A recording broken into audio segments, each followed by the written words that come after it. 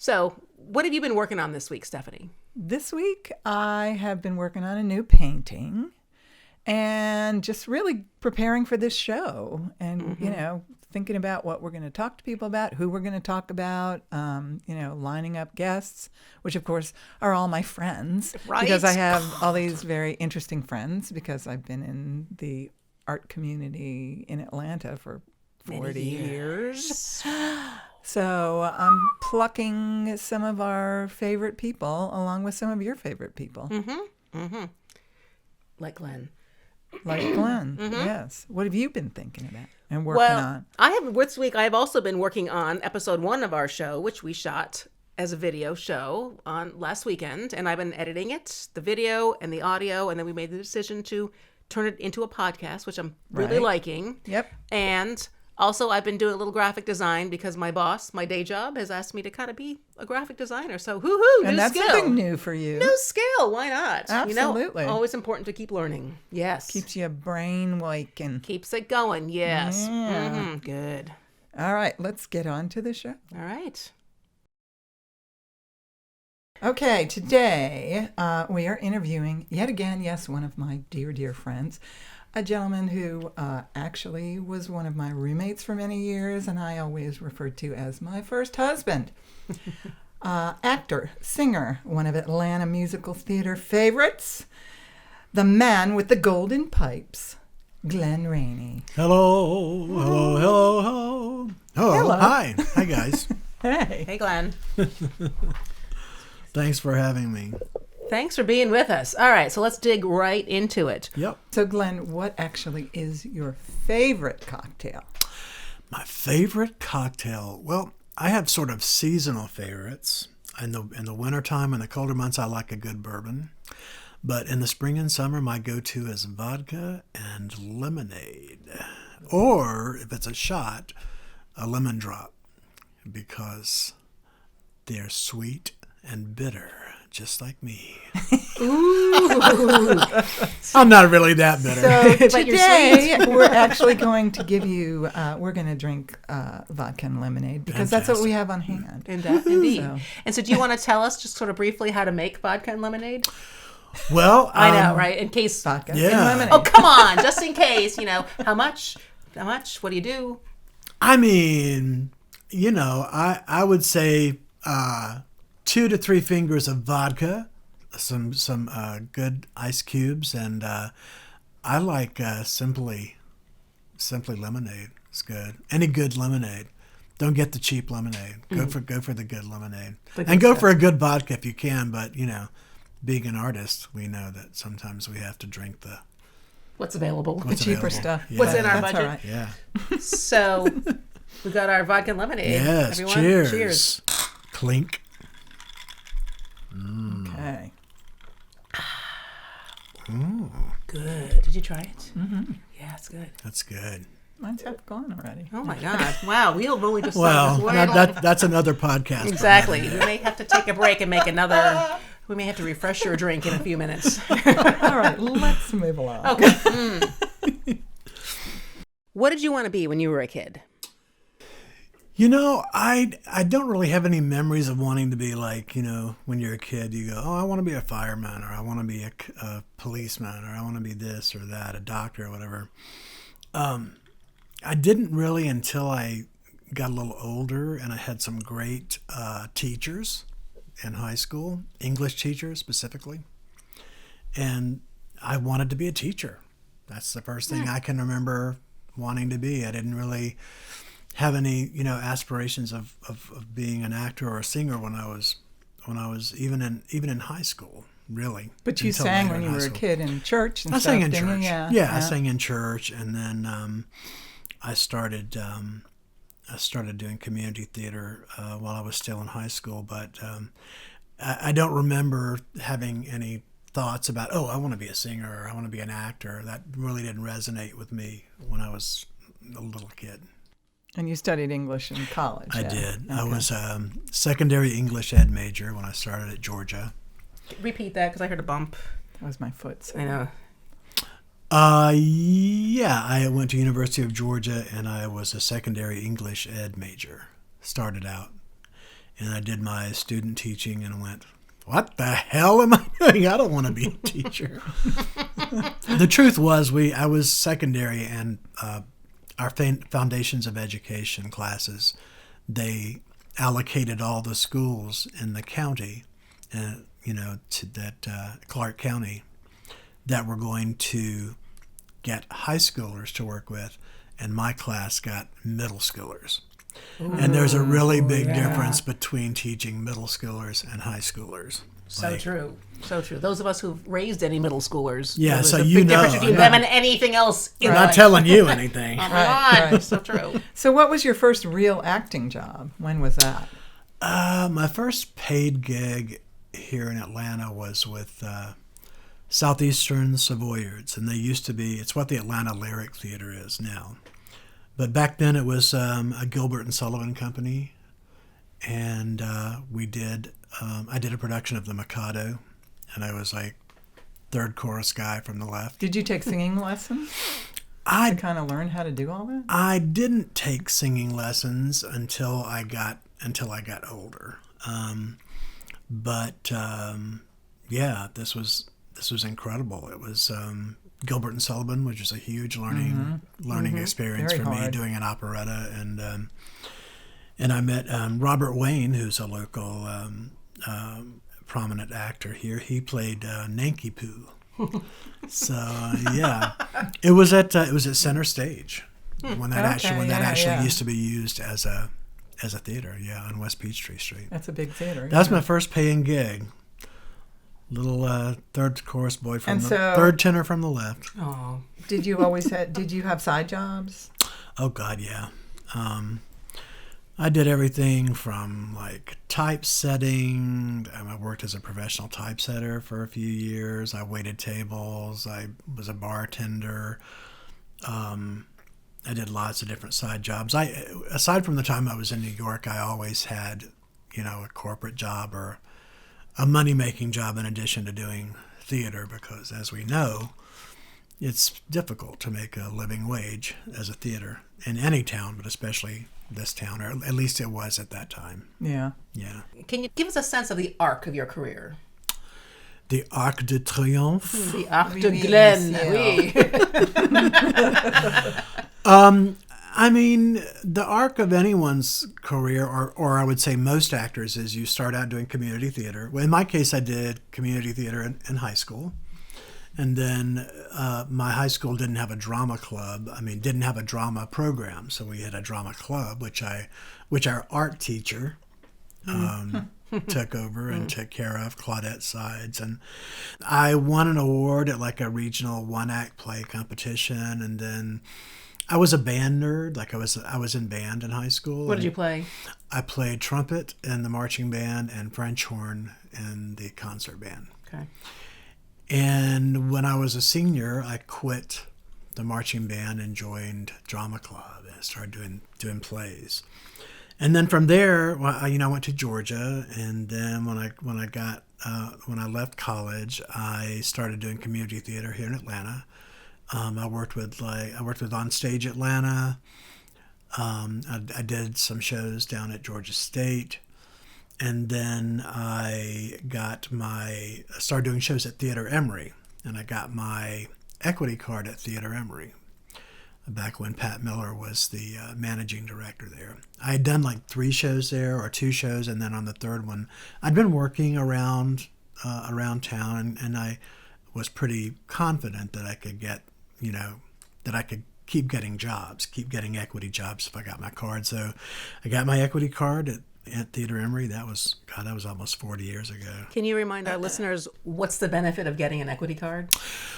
Well, a benefit of being a union member is they have to follow certain guidelines about break times, rehearsal times, safety issues. Money certainly is a defining factor, but health insurance, other benefits that a union affords you. So yeah, I was very happy to get my equity card for sure.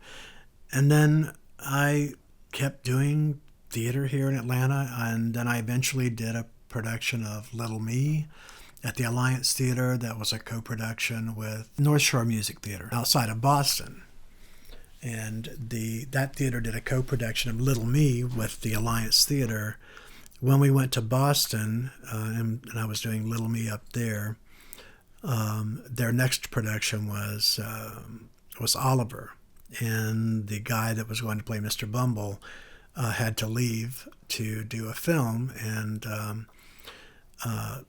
they asked me to stay and do Oliver, play Mr. Bumble. And it was directed by Tony Award-winning director Jack Hofstas, who won a Tony for directing The Elephant Man. And it starred Ellen Green, if you know Ellen Green from Little Shop. Yeah. And doing that production, I met my friend Elizabeth, who introduced me to her agent in New York. And I started freelancing with that agency.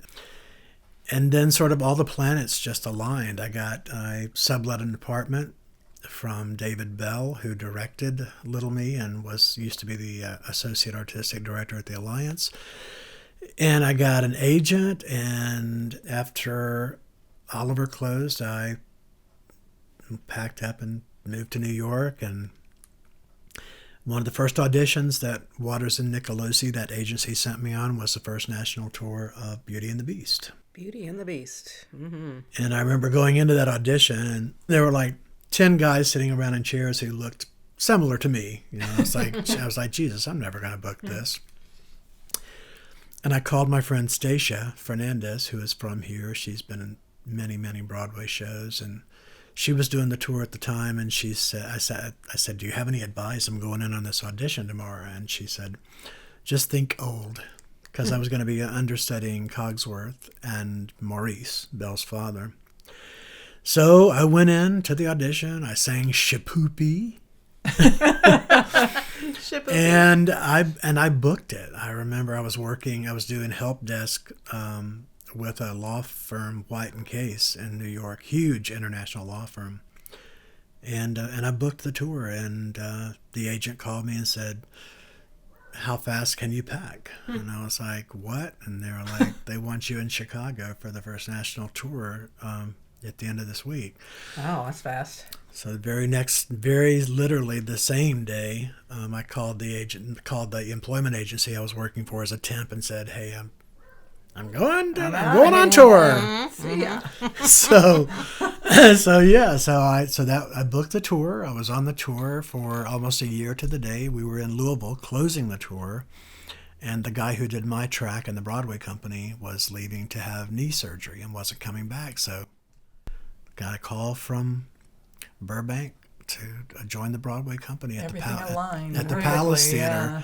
You know, so much of this business and so much of being an actor, I think, is, I mean, there's a lot to be said for talent, but there's also a lot to be said for serendipity and for being in the right place at the right time and who you know. Right. It's so much of that type of networking and connectivity that goes into play sometimes. Absolutely. And so you were in New York for how many years then? I was in the Broadway Beauty? company for 7 years. Okay. Wow. Okay. And then you came back to Atlanta. Well, I left the company in 2006. I moved back to Atlanta to take care of my mom, along with my brother and sister. And then in 2007, when the show was closing, they asked me to come back and do the last 3 months and close the show as Cogsworth. And that's what I did. That's lovely. Nice, very nice. So let me ask you, when you came back to Atlanta after you'd been on Broadway, did you feel like way more doors opened for you here in Atlanta? People wanted you. I wouldn't say that more doors opened for me, but it was people remembered who I was, and Grant Blocker, who was the artistic director of the Lyric Theater at the time, was like, have you thought about Hairspray? And I had auditioned to be an understudy in Hairspray in the New York company a couple of different times because one of our assistant directors also worked on Hairspray. But I never booked it, and I was like, yeah, absolutely. So Brant really, he hired me, I think, for 2 or 3 or 4 lyric shows when I moved back, and Hairspray was one of those. That was a great show. You were fantastic in that. Thank you. Tell us what role you had. I was Edna Turnblad. Yes. I was Mommy Dearest. He was fabulous. Yeah, I saw that too. It was fun. It was a great time, and I will never forget that show. Mainly because it was during the time when my mom passed, and it was hard. It was a hard time, but I'm so grateful to have had a company of people around me at that time because they really lifted me up, and it was one of the happiest and one of the saddest times of my life. But I got a Susie Bass Award out of it. So, Woohoo! Congratulations. so yeah. So, but I wouldn't say that being on Broadway, increased my chances of getting hired here because I was pretty well established. The food chain was one of the bigger things to sort of put me on the map here. You've done a lot before you. And working with Eddie Lee, we did, Hamlet the Musical was one of the first things I did that was like a huge hit, along with Kathleen McManus, who I think is one of the people you're going to be interviewing. She is, yeah. She's a dear lady and an incredible artist and a friend. And so when you were in New York, what other creative things did you participate in while you were there? Oh, gosh. Well, I did a lot of fundraising for a group called Broadway Cares, Equity Fights AIDS. They have two big fundraising pushes every year. One is Easter Bonnet competition, where all the shows get together, write skits, and make costumes. And who did you dress up as? Well, we did. Our company did, on one of them, we did You Can't Stop the Beast. And we all were like we did hairspray takeoff, and I was Edna Turnbeast. So my makeup artist did the Beast makeup on me, but I had the Edna wig and the dress. Oh, I'd love to see a picture of that. There are pictures. There's photographic evidence. So good. If we can find it, we will post it on our social media. Absolutely. Yeah. And they also had another thing called Gypsy of the Year competition, and same kind of thing. All the companies get together, write skits, and I met a lot of people doing that. A lot of quote unquote big stars. Like who? Tell. Name drop. Come on, let's hear it. Well, Debbie Gibson was there when she was doing, I think she was doing Les Mis at the time. Tom Wopat, who was doing Annie Get Your Gun at the time. Who else? Of course, Andrea McArdle is a friend. We did Beauty for several years together. Who else? I didn't meet her, but one of either the Easter Bonnet or the Gypsy, I'm walking around backstage trying to find out how to get to an entrance or something, and there's a little woman sitting in the corner by herself, little petite redhead. And as I got a little closer to her, I'm like, oh my God, that's Gwen Verdon. Really? And I was too starstruck to go up and say anything to her, and she seemed to sort of be in her own element, like I think she was going to be presenting or something. But yeah, I mean, I've had the opportunity to work with a lot of different, so-called stars, from starting with Theater of the Stars here in Atlanta. When we lived together, I did South Pacific with Howard Keel. Right. Howard came to our house, actually, to a cast party. Yes, and we were such dorks. We made him take pictures with our dogs. Yeah, we were like, Howard Keel used our toilet. And we had Amelia McQueen. Amelia McQueen, rest her soul. Yeah. And I worked with Robert Goulet in a production of South Pacific. I worked with John Davidson and Barry Williams from the Brady Bunch. Greg from the Brady Bunch. And Music Man. And I did Annie with Harv Presnell, who was fun.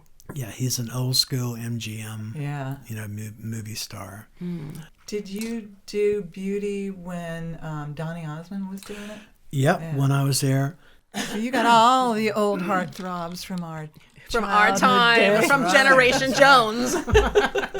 Yeah, Donnie came in to play Gaston, and he just is the nicest person in the world, just very, very sweet. And then when I went back and closed the show as Cogsworth, he came back to do Gaston on our closing night. Oh, fun. Wow. Yeah. Okay. Nice. So you worked with him twice. Yeah. Worked with Jamie Lynn Sigler she was Meadow Soprano on The Sopranos. Oh, yes. Yeah. She was a Belle. Yeah, I mean, Disney, not as much as the Weislers who bring every, celebrity into Chicago. But Disney brought in several different people to play Braxton. Tony Braxton was a Belle. Good singer. Yeah, they had lots of different stars come in and play major roles in the show. And Beauty and the Beast. Did you ever do much film and television? When I was in New York, because I worked for Disney and Michael Cosrin, who was our music director, I got to work on Enchanted. I sang with a group of people on the soundtrack for Enchanted. I got to go. Were you one of the mice? I was one of the mice. Yes. And I got to work on The Shaggy Dog with Tim Allen, and I did Midnight in the Garden of Good and Evil while I lived here in Atlanta. The movie? The movie. Oh, yeah, I read that book too. I had a scene with John Cusack, but I got cut. Oh, that's what happened. And, exactly. That was the breaks. Yeah. I did Cobb with Tommy Lee Jones. I got cut out of that. It was crazy because we filmed it. I played the singer who sings at Ty Cobb's funeral, and so we filmed it. And then my agent called me a couple of months later and said, "Hey, they ruined the film in the color lab. So they got to shoot the whole sequence over, the whole scene over." What? Wow. Yeah. And they had I don't know, 30 or 40 extras and period costumes. Wow. They had rented all these period cars. It's a lot of money. Yeah, it was crazy. So they shot it again, and then they ended up not using it because But you got paid twice. I got right? paid twice, and I got a really sweet note from the director. I can't remember his name right now. He directed White Man Can't Jump. Anyway. So do you get an IMDb credit for being in the shooting, or do you have to be in the final cut of the film? IMDb's are usually finished. Finished, okay. Yeah. You have to be actually on screen. Yeah.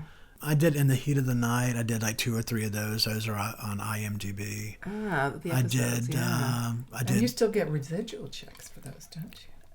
From some, I get if they go on one of the retro channels. I still get maybe a $10 or $12 residual check from Disney. Those big bucks. I don't get anything. Big bucks. I don't get anything from those for what? in the heat of the night. Here's 3 cents. And now we will take a short pause for us to refresh of our. I think that's probably copyrighted music. I'm not sure we can use that. Okay. How do you think it's going so far? Oh my God! It's so good. Another little sippy sip. Okay. Let's spice it up a little bit with some stories. Here we go. Shall we do that now? Yes, let's do that now. All right. Gotcha. Oh, little sippy sip. Come on. Wait, All right. sip. So I know for a fact. The ice keeps getting in the way.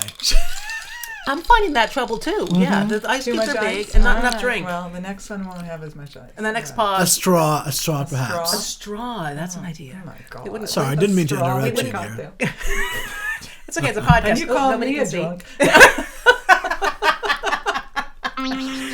Okay. Next question. Okay, so as long as we're telling stories here, I know there's plenty of funny theater stories, and so throw us some funny stories. I don't care if they're local God. stories or Well, the first one I can Broadway think of stories. in a local production was, and you worked on this production, was Oedipus Oh my God. at Theatrical Outfit. And there was a young kid who he's not been in Atlanta for years and years. I think his name was David or something. And he played Oedipus. And our set was like a huge It was temple. kind of in the round. Yeah, it was in like the round. It was like a temple, and there was sand and this big. Everybody was barefoot Everyone was barefoot, wearing barefoot in togas. It was crazy. and wearing masks. Yeah, and because of the regulations of the theater, we had to wear flip flops around because there were nails and things like that on the floors. And so one of the stories was like the guy who was playing Oedipus was like on the top of the temple, like giving this heavy monologue thing, and like just lets one rip. I don't know how else to say it. It was like. The best part was all the actors standing there start like shaking. They've got masks on. Everybody and they're trying not to laugh, and you see their bodies like going just shaking. Yeah, everyone turned up stage, and it was just like, oh my God, because it was like, it was unmistakable. It was loud. It was unmistakable. Wow. That was hilarious. And then another instance in that same show, the woman who was playing Oedipus' wife, Jocasta, who was again at the time a very prominent, well-known Atlanta actress and playwright. Whose name we will not. whose name we will not divulge. Men nameless. But she missed her entrance, and the dressing rooms at the outfit were way in the back of the theater. So she misses her cue. Oedipus is like, and something, my wife Jocasta. Crickets, like nothing. Repeats the line, where is my Jocasta? Something to that effect. And from the back you hear, flip, flop, flip, flop, flip, flop, flip, flop, flip, flop, flip, flop, flip, flop. And the actress is running to get to the stage. It was totally hilarious. Wow. And also at the old outfit, which was like at 10th and Peachtree. The Crest building. It was an old Crest building. Yeah, Kresge it was an old building. Kresge Yeah. building. Their lavalier mic system, their wireless mic system would pick up the police scanner. So you'd be having this intense, show and this intense scene going on, and then it'll be like, perpetrator is a 12th and it was ridiculous. That show had a lot of stuff happen. That was all the same show? Yeah. Yes. Yeah, it was really, really fun. Cursed, you could say cursed. Yes. And so what about in Beauty and the Beast? Did anything ever happen? Oh my God, yeah. Well, a lot of times the set had the West Wing where the Beast lived, basically, where his lair with the West Wing. And that part of the set would spin around when he sang If I Can't Love Her. It's the big climax of Act 1. And within that set piece was an arm that was used in the transformation, Disney magic, the transformation of the Beast back into a human. And when that didn't work, there were several different scenarios where that didn't work, and that always was crazy. And then one night, Steve Blanchard, who's my dear friend who played the Beast he started as Gaston and then moved on to the Beast, but he was doing one of the castle scenes with Jeff Brooks, who played Cogsworth on the Broadway company at that time. And Jeff Cogsworth somehow stepped on the Beast's tail. Uh-oh. And it was basically, it was like a polyurethane or a plastic filament, a long filament with this furry yak hair tail. Yak hair. So, like the yak. entire Beast costume is made of yak hair. So hair. he steps on the tail, the hairy part of the tail comes off. Uh-oh. The audience loses their mind. They're like going crazy with laughter. Totally stops the show, and then Steve, who's playing the Beast, goes, "Now she'll never love me. I look like a chihuahua."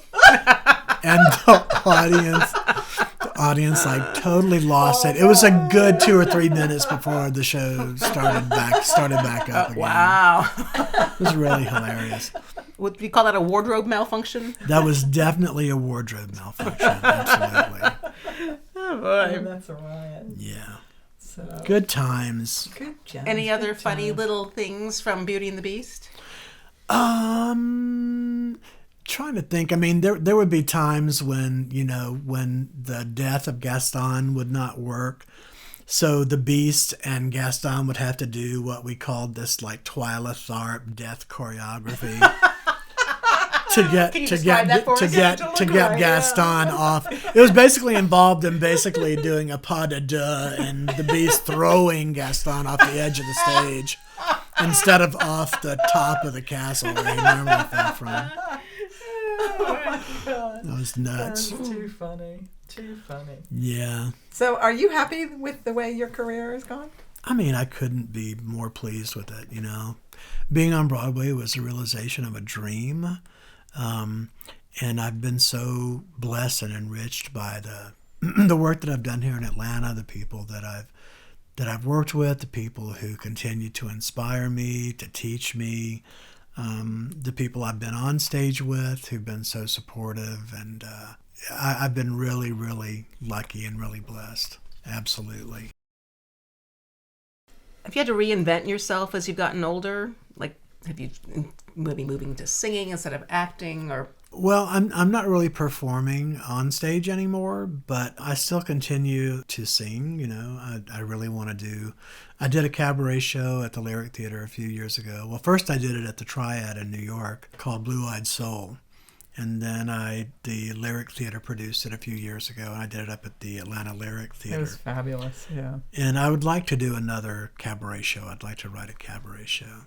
My ideal is to write a show called Here's That Rainy Day. Oh, Ba-dum-bum-bum, that's Glenn awesome. Rainey. And do all songs that somehow have something to do with weather, like stormy like weather. That would be awesome. Yeah, raindrops keep falling on my head. Yes, along that same vein. yeah. Here comes the rain again. See? Yeah. So many. You can help me. I could. can write it. Yeah. Absolutely. So I'll still continue to teach, I'll still continue to sing, but, I think each of us always sort of, we don't really need to reinvent ourselves so much. We need to just, because we've done it, we're the people who the younger generation needs to look to, because They don't. Though. They look at us we've like, been- You old people. and then they get to a Yes. certain point and they go, oh.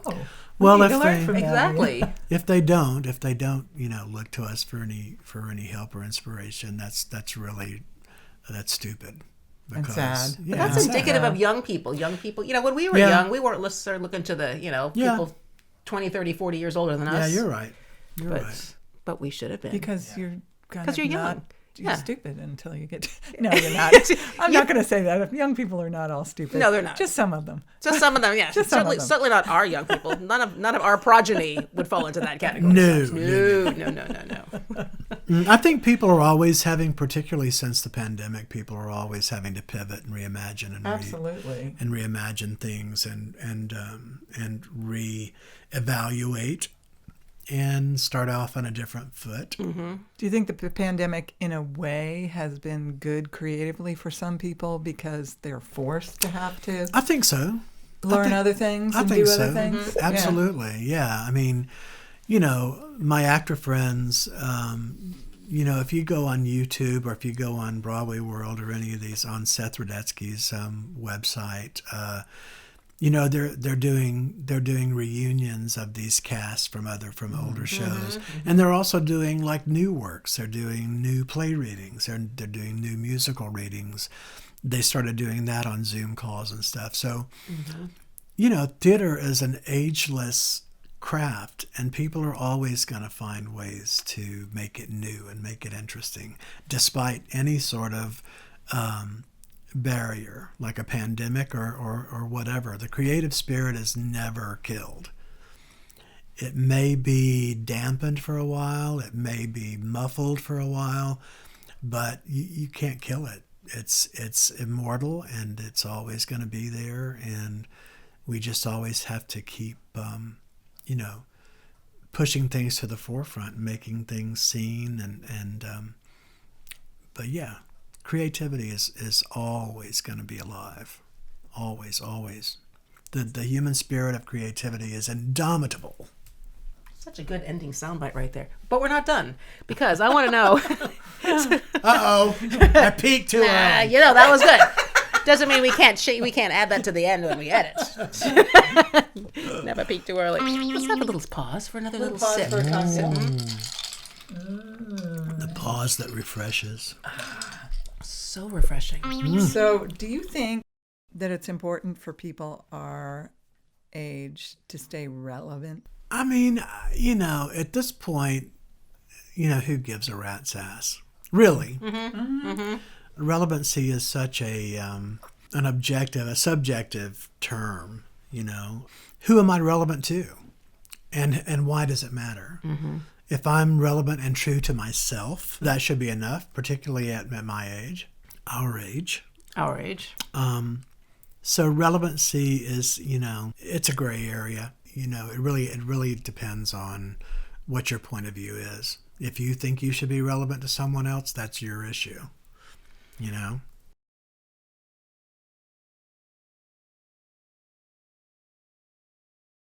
We're gonna get our arms. when we get the use of our arms back. Help me. Just take my arms down. Oh, straight jacket. Here, wait. Let me use my nub.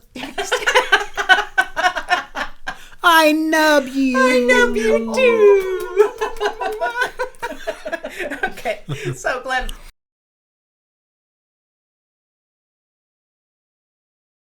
What advice would you give other folks in our generation, other creatives who feel like, they're all washed up, there's no point? I mean, what can they do? I mean, therapy's always worked for me. No, I'm not making light of that at all. It takes a lot of self-examination at our age to decide, we're still having to choose, even at our age, what path to go down.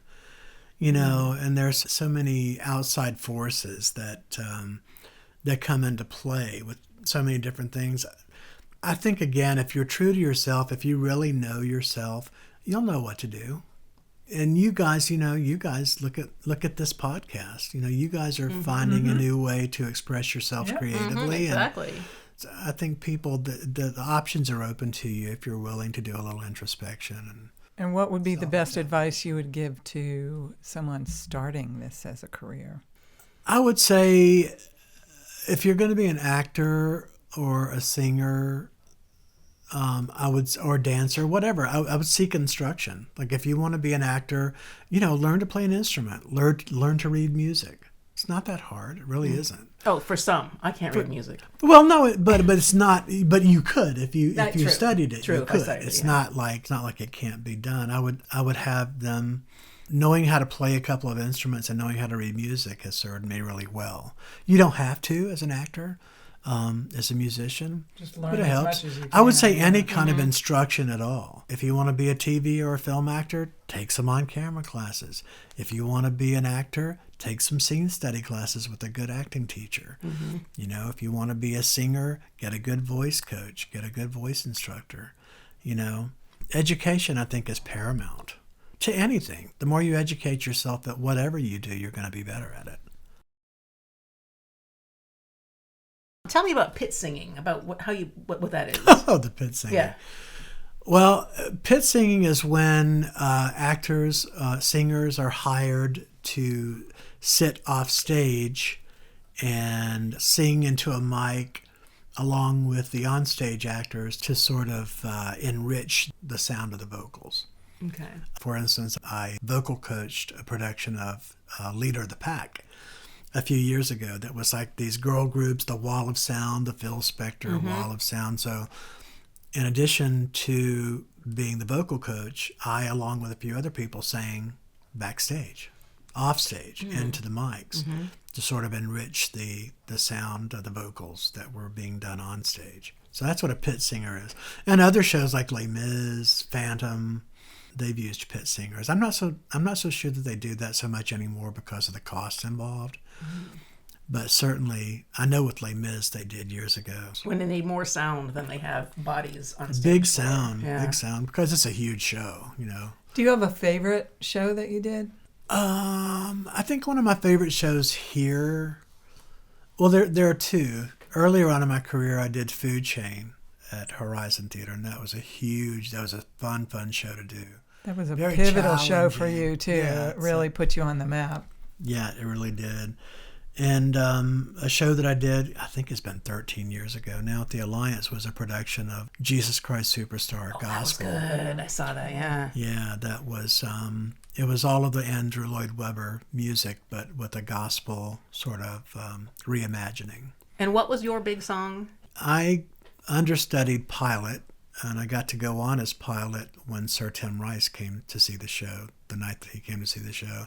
But I was one of the apostles. I sang at the Last Supper at the top of the second act. Yes, okay. I had a big solo in that. Yes, yeah. Okay. Yeah. Yeah, that was good. Give me a little sense of the two of you working together. Like, what shows did Glenn and Stephanie work on together? I think we met doing Oedipus, I think. Yeah. Because Stephanie designed the costumes and the masks for that. I don't know if we actually, I think that was one of the only things we actually worked together on. Maybe so. We just became besties after that, and then we ended up rooming together, lived together. for 5 years until I got married. And I was the husband. he was my husband, yes, and Yes. he was my I was the bride's thing at my wedding. The bride's thing. And he sang at my wedding. Funny And- story from yeah. that wedding. Yes, please What? do tell. So- Do tell. So you know how the bride hands her bouquet off to the matron or maid of honor. Well, Stephanie handed me her bouquet, so I'm standing there holding the bouquet, but I also was singing. I sang At Last. So here I am holding the flowers, singing At Last, looking like Miss Texas. This was before it became really popular. Okay. This was like Are you before, sure? Yeah. Okay. That's right. You want to make make that that perfectly clear. clear. Perfectly clear. Yes. So yeah, that was pretty hilarious. Me That standing was there too holding funny. the flowers. And of course, singing I At was like Last. the only female in our wedding party.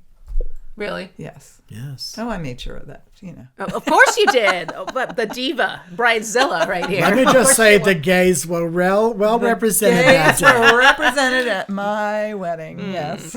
And there are photos, but there may not be video.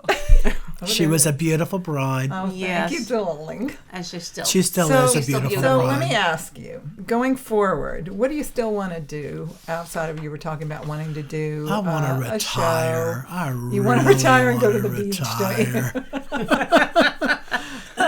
I don't have any more big artistic aspirations at this point. Well, except Rainey, your Rainy The Nights, the cabaret, the cabaret show. Definitely do that.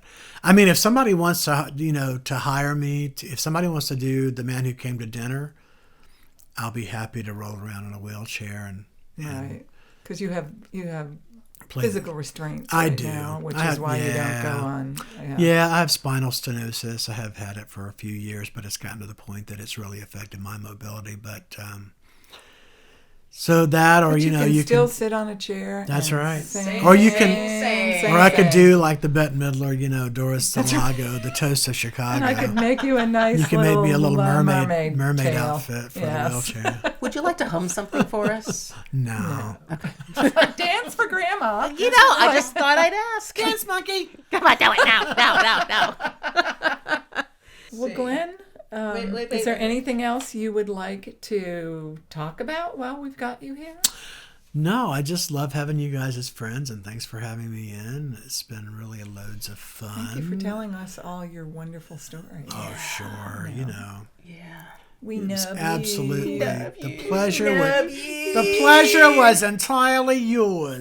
Oh my God. Hey, one more toast, shall we? One more toast. Oh yeah. Here's Yes. Generation Jones.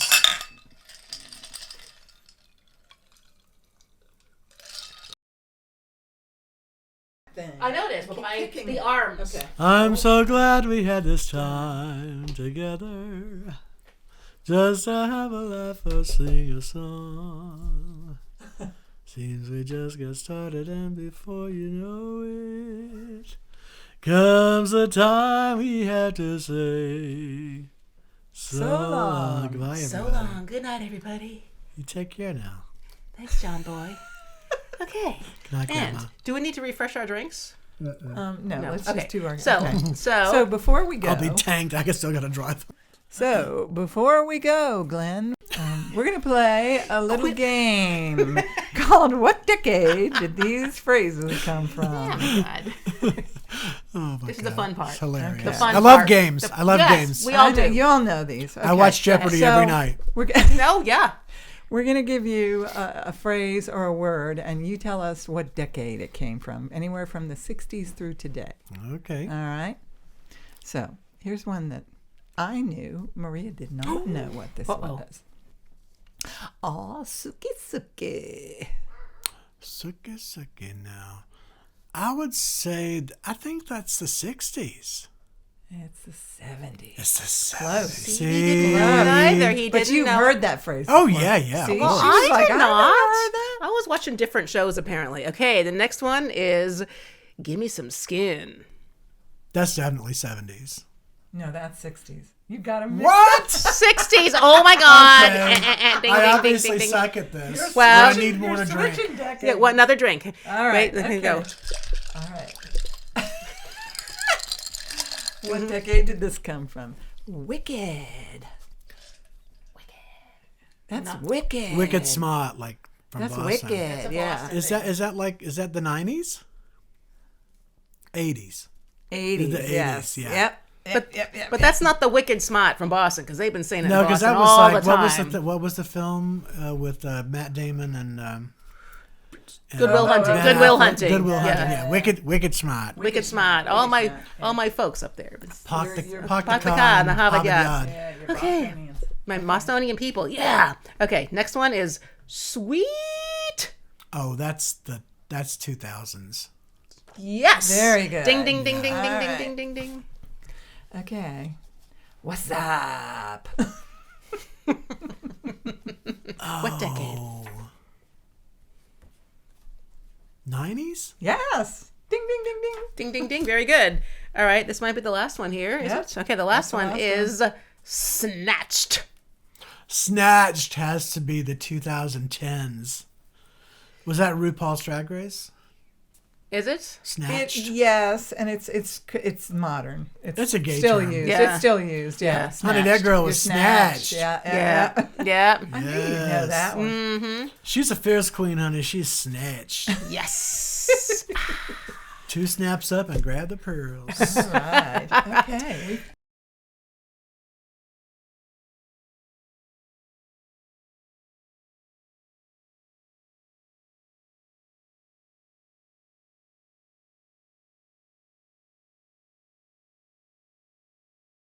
Oh, as Aunt Millie would say, shoulders back, knockers up. And as Belle Biv DeVoe would say, we out. Girl.